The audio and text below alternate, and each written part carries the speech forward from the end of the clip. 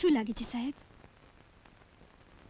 આંખના પડદાના ઓપરેશનની તાત્કાલિક જરૂર છે અને આ ઓપરેશન મુંબઈમાં જ થઈ શકશે. ખર્ચો કેટલો થશે સાહેબ? આશરે 15 થી 20,000.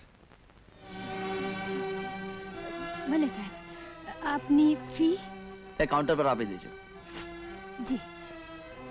ચાલ ભાઈ. નમસ્તે સાહેબ. નમસ્તે.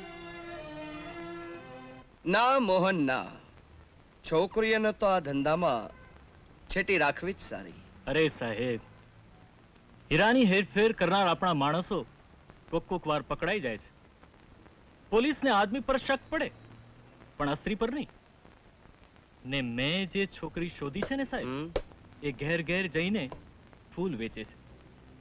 એને સાધીને આપણે ફૂલ સાથે આપણા હીરાના પડીકા પણ સલામત રીતે ધારીએ એ સ્થળે પહોંચાડી શકીશું. વાહ મોહન વાહ, તરકીબ તો તે સારી શોધી કાઢી છે. પણ છોકરી છે તો ભરોસાપાત્ર ને? અરે સાહેબ, માની લ્યો ને કે મારા દિલના હીરાની પડીકી છે. અચ્છા, તો તારા દિલના હીરાની પડીકીને કહેજે કે તને કામ મળી ગયું કુસુમ. એમ? ખરેખર? હા. જોજે ને કુસુમ, 3-4 મહિનામાં 20,000 ની કમાણી હું તને વગર મહેનતે કરાવી આપીશ. વગર મહેનતે? હા. હે, મારે કામ શું કરવાનું છે? જો કુસુમ, તારે તારી ટોપલીમાં ફૂલની પડીકીઓ તો વેચવાની છે, હમ. પણ સાથે સાથે હું તને જે પડીકી આપું એ પડીકી હું તારી પાસે જે માણસ મોકલું એને તારે આપી દેવાની. આસપાસના માણસો ન જાણે તેમ. એ મોહનિયા, તારી પડીકીમાં ગેરકાયદેસર કે જોખમભરી વસ્તુ તો નથી ને? અરે જોખમ ખેડ્યા વગર આ જિંદગીમાં જીવનની જરૂરિયાતો મેળવી શકાતી નથી કુસુમ. ગમે તે હોય તો હું એ કામ નહીં કરું.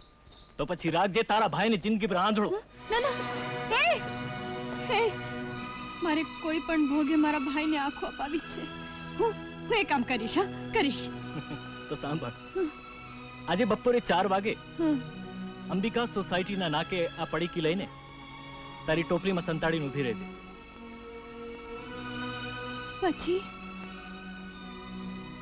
પછી તારી પાસે એક માણસ આવશે અને તને કહેશે દુબઈ. મુંબઈ?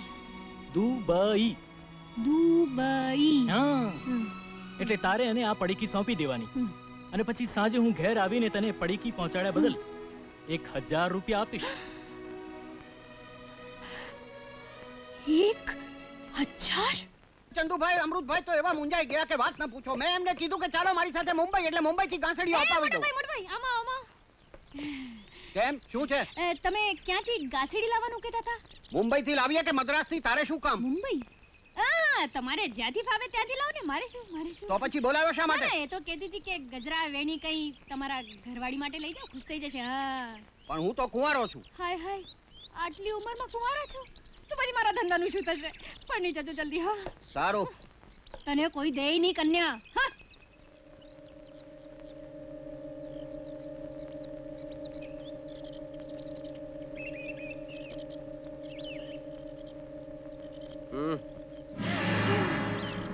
દુબઈ. શું? દુબઈ. મુંબઈ તો નથી ને? દુબઈ. હા, ઉભા રહો.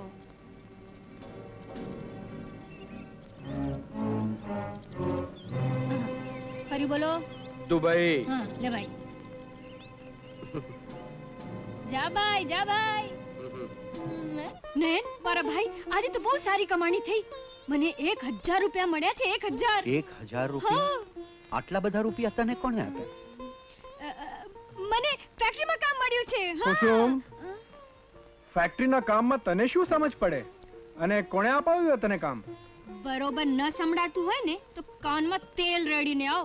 અરે હું તો એમ કહેતી હતી કે એક ફેક્ટરી વાળા શેઠની દીકરીના લગ્ન છે, એને મને મંડપ શણગારવાનો ઓર્ડર આપ્યો છે. 1,000 રૂપિયા આપ્યા છે. હા, સારું સારું. તું બેસ, હું ચા મૂકી આવું. ના ના ના ના, ચા ના મુકતી. મારે ઘેર જઈને નાઈટ ડ્યુટી પર જવું છે. કેમ? આજકાલ શહેરમાં ટાઈગરની ટોળી બેફામ ધાણ ચોરીના હીરાની હેરફેર કરી રહી છે, એટલે અમે દરેક રસ્તા પર નાકાબંધી કરી છે. અરે, એમાં તું કેમ મૂંઝાઈ ગઈ? ના, એ તો હું તારી ચિંતા કરતી હતી. ટાઈગરની ટોળી બહુ ખતરનાક છે નહીં? અરે કુસુમ, મોતને મુઠ્ઠીમાં રાખીને ફરવું એ જ તો પોલીસનું કામ છે. ચાલ ત્યારે હું જાઉં.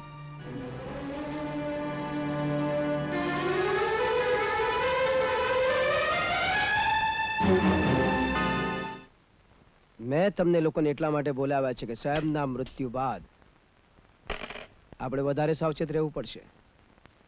સાહેબના મોતનો જડબાતોડ જવાબ આપણે ટાઈગરની ટોળીને આપવો પડશે. મને એવી બાતમી મળી છે કે અફીણ અને ચરસનો 1.5 કરોડ રૂપિયાનો માલ આજે પસાર થવાનો છે અને એ માલ આપણે અંતરિયાળ લૂંટી લેવાનો છે. પણ સાહેબ આપણે જવાનું છે ક્યાં? એ હું તમને હમણાં નહીં કહું. જેમ ટાઈગરની ટોળીની બાતમી આપણને મળે છે એમ આપણી ટોળીની બાતમી પણ એના સુધી કોઈ પહોંચાડતું જશે ને. એ બધી તમને રાત્રે ખબર પડશે.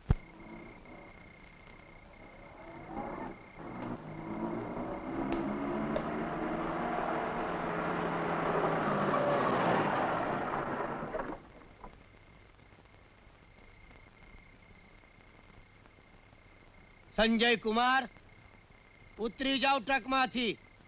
આ ટ્રક આગળ નહીં જાય. કોણ છો તમે?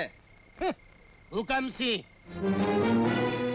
કમસિંહ, હટી જાઓ મારા રસ્તામાંથી, નહીં તો તમારા હાલ શેરસિંહ જેવા થશે. હા, જો છોકરા, હું ખૂન ખરાબામાં માનતો નથી. મહેરબાની કરી નીચે ઉતરી જા, નહીં તો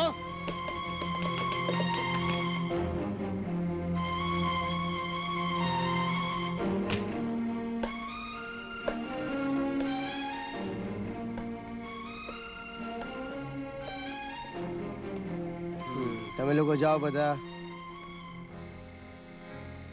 હુકમસિંહ, એક વાત સમજી લેજો, તમે ટાઈગરની ટોળીનો મુકાબલો કરી રહ્યા છો. મુકાબલો? અરે મુકાબલાની બાબતમાં તું હજી મારી સામે છોકરું છે. હું ટાઈગરનો જમણો હાથ છું. તું ટાઈગરનો જમણો હાથ હોય કે ડાબો, પણ મારા હાથનો તો તું મેલ પણ નથી, સમજ્યો? મોડું સંભાળીને વાત કરો હુકમસિંહ. અંધારી આલમ મને દાન ચોરીના બેતાજ બાદશાહ તરીકે ઓળખે છે. તું બેતાજ બાદશાહ હોય તો હું તારો બાપ છું.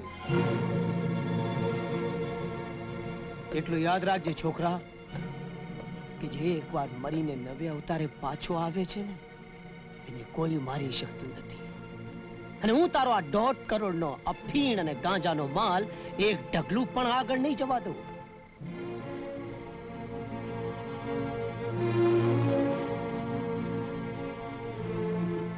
જીદ ન કરો હુકમસિંહ. એક વેપારી સલાહ આપું. શું? આ જે 1.5 કરોડનો માલ છે ને, એ આપણે સરખે ભાગે વહેંચી લઈએ. છોકરા, હું તારા માલમાં ભાગ પડાવવા કે લૂંટવા નથી આવ્યો. તો ભાઈ શા માટે આ લાવ લશ્કર લઈને મારી ટ્રકને ઘેરો ઘાલ્યો છે? મેં તારી ટ્રકને શા માટે ઘેરી છે તારે જોવું છે? હા, તો લે જો.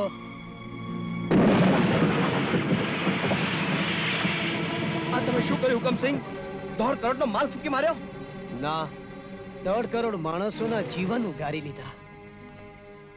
છોકરા, સોના ચાંદી હીરા મોતી જવેરાતની દાણ ચોરી કરવી હોય તો કરજે, પણ અફીણ ચરસ ગાંજા જેવા નશીલા ઝેરની દાણ ચોરી જે દેશના જુવાનોની નસે નસમાં પ્રસરી એ લોકોનું કવત થણી લે, અરે જેની લતે ચડી માનવી પોતાના શરીર અને દિમાગની શક્તિઓ ગુમાવી બેસી રસ્તાની ગટરમાં પડ્યો રહે, અને એનું કુટુંબ રોટીના એક એક ટુકડા માટે તળવળતું રહે, એવી દાણચોરી ન તો હું કરીશ ન કોઈને કરવા થઈશ. અને જ્યાં જ્યાં ચારે ચારે આવો દાણચોરીનો માલ આ દેશમાં આવતો હું જોઈશ, ત્યાં ત્યારે મારા જીવના ભોગે હું એ માલનો નાશ કરીશ. છોકરા, જા ચાલે જઈથી. પણ હુકમસિંહ, અરે તે તારા બાપનો હુકમ નહીં માન્યો હોય, પણ હુકમસિંહનો હુકમ તારે માનવો પડશે. આઈ સે ગેટ આઉટ.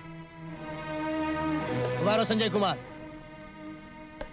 તમે જશો તો કેવી રીતે જશો? તમારું વાહન તો રાખનો ઢગલો થઈ ગયું છે. ચાલો, હું તમારી પહોંચાડવાની વ્યવસ્થા કરાવું. ચાલ છોકરા, ચાલ મારી સાથે. રમેશ, સાહેબને જ્યાં જવું ત્યાં ઉતારી દેજે. જાઓ Sanjay Kumar. Bye, good night.